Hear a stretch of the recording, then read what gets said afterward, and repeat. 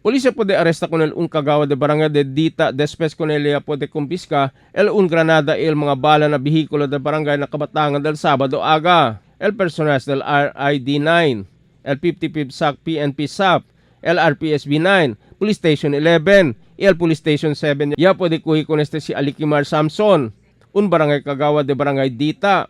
Mientras él maneja con el diila bihikulo del barangay, alina kabatangan mga alas 10 pasada del Sabado aga. Polisya se para con el sospecha de especial recibir report kay este persona taliba explosiva y al mga bala na su bihikulo.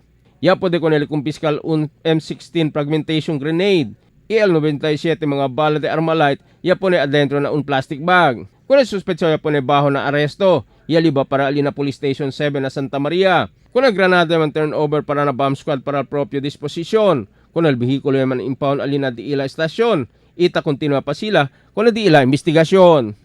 Emil Tuban, Dateline Zamboanga.